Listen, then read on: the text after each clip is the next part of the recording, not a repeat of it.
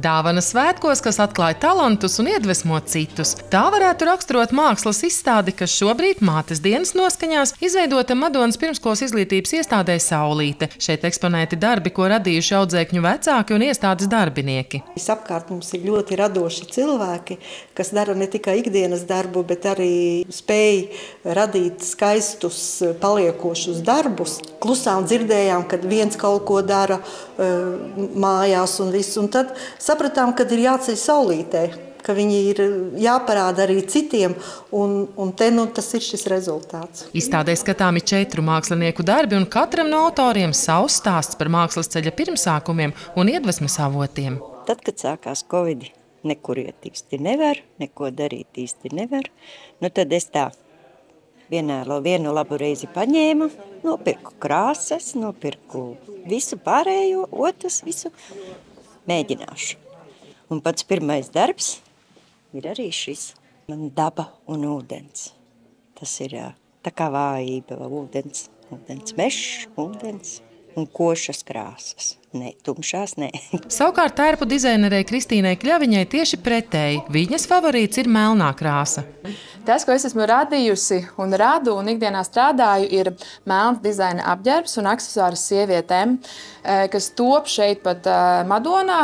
Kāpēc melns? Man ir pārliecība, ka katras sievietes garderobē ir jābūt melnam apģērbam ar krāšņu minimālismu un izsmalcinātu gaumi. Man pašai šī melnā krāsa rada atkarību.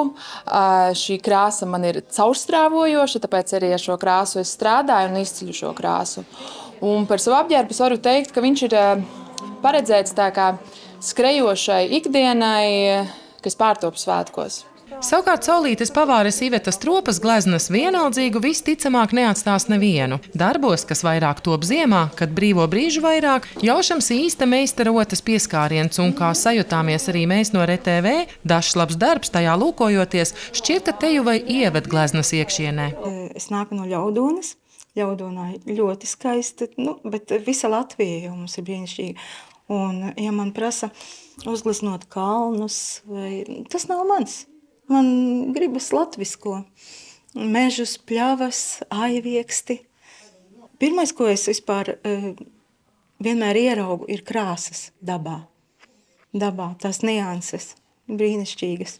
Kā stāsta Iveta, pārsvarā viņa glezno ar eļļas krāsām, jo tas ļaujot pilnībā īstenot iecerēto. Ir doma arī akrilu pamēģināt, bet eļļa man ir ļoti tuva, tāpēc, ka eļļu var noņemt. Kādas nianses nepatīk, pielaboju gaismiņas vai ēnas. Eļļa ir pateicīga tam. Es esmu diezgan piekasīga saviem darbiem. Es pēc laika redzu, ka tur vajadzētu kādu vēl niansīti attīstīt vai viss procesā. Turpretī Elvas Kājiņas darbi ir iedvesmas augļi, kas tapuši vien pāris stundu laikā. Visi šie redzamie darbi ir, teiksim tā, pāris stundu darbi, jo, ja ideja dzimst, viņai ir jākļūst ļoti ātrai, viņu nevar palaist vaļā. Tehnikas ir dažādas, ko visbiežāk es pielietoju, ir kologrāfija, dažādi materiāli, mežģīnes, papīri, kartoni. Otra mana mīļākā tehnika, kā redzat, ir kokgrebums. Koka plāksnē tiek izgrebtas dažādas detaļas. Un arī vēl viena mīļākā ir linogriezums, kur linolejā ar tādiem instrumentiem izgriež dažādas detaļas. Šī ir pirmā reize, kad Saulītē izstādīti darbinieku un audzēkņu vecāku darbi, taču, kā uzsver Saulītes vadība, šādas izstādes turpmāk tiks ieviestas kā tradīcija, par ko atzinību pauž arī novada vadība. Mūsu vidū ir lieliskas mammas saviem bērniem un lieliskas mammas bērniem bērndārzā, bet tajā pašā laikā ļoti talantīgas sievietes. Un savu šo izstādi tas ļoti labi tiek parādīts.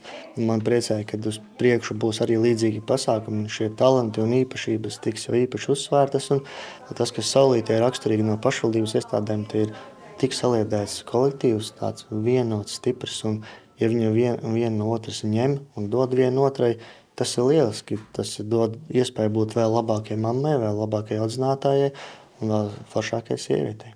Sandra Zariņa, Andris Milnis, RTV.